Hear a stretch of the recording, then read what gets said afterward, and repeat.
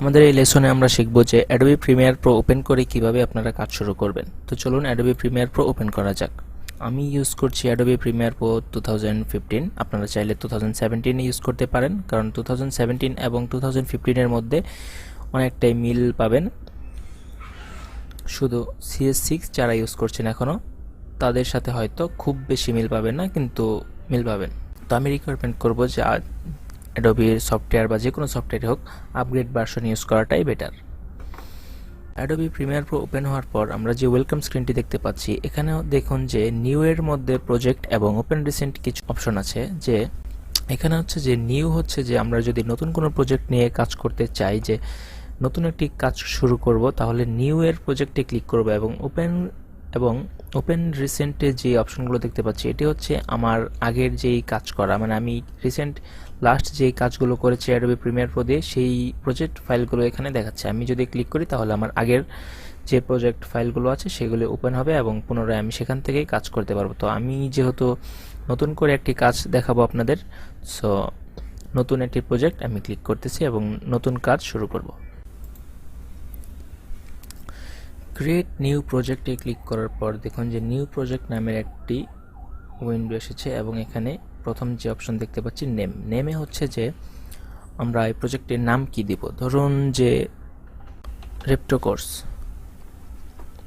এই প্রজেক্টটি নিয়ে আমরা যে কাজটি করব, এই প্রজেক্টটি আমরা কোথায় রাখবো, কোন ফোল্ডারে রাখবো আমার কম্পিউটারের, সেই লোকেশনটি এখানে দেখিয়ে দিতে হবে। তো আমরা ব্রাউজে ক্লিক করব এবং আমার কম্পিউটারের যেই ফোল্ডারগুলো আছে আমার ইচ্ছা মতো আমি একটি জায়গায় রাখবো। আচ্ছা, Adobe Premiere Pro course lecture, এই ফোল্ডারটি আমার আগেই করা, তো আমি এখানেই একটি ফোল্ডারে রাখছি।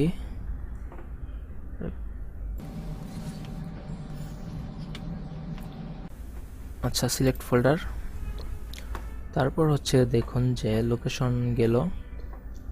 এখানে জেনারেলের মধ্যে কিছু option, video rendering and playback renderer, এখানে দেখুন ক্লিক করলে দুইটি অপশন আসছে। যদি আমার কম্পিউটারে কোনো গ্রাফিক্স কার্ড না থাকতো তাহলে শুধু নিচে যেটি আছে mercury playback engine software only, এটি দিয়েলেই হয়ে যেত, শুধু এটিই থাকতো, অন্য কোনো অপশন থাকতো না। যেহেতু গ্রাফিক্স কার্ড আছে সেহেতু আমার গ্রাফিক্স কার্ড যেটি সাপোর্ট করে, যে ব্র্যাকেটে দেখতে পাচ্ছি লেখা কোডা সাপোর্ট করে, এই জন্য এই লেখাটি চলে এসছে। আমরা এই অপশন দিয়ে রাখবো, তাহলে আমার যেই গ্রাফিক্স কার্ড আছে এটি দিয়েই এই ভিডিওটি রেন্ডার হবে এবং খুব ভালো স্মুথ আউটপুট পাবো আমরা এবং কাজ দ্রুত করতে পারবো।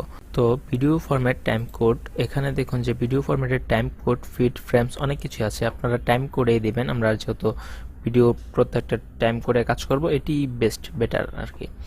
তারপর অডিও স্যাম্পল থাকুক, আর ক্যাপচার ফরম্যাট ডিবি থাকুক, এটি কোনো সমস্যা না। আর ডিবি এবং এইচডিবি, এই দুইটি হচ্ছে যে ডিবি হচ্ছে ডিজিটাল ভিডিও এবং এইচডিবি হচ্ছে হাই ডেফিনেশন ভিডিও। আচ্ছা, এই দুইটির মধ্যে হচ্ছে যেটি মূল পার্থক্য, এটি অ্যাডোবি প্রিমিয়ার প্রোর ভিতরে আমি আপনাদের পরে সেটি দেখিয়ে দেব। ভিতরে কিছু প্রিসেট আছে, সেগুলো দেখিয়ে দিলে আপনারা বুঝতে পারবেন।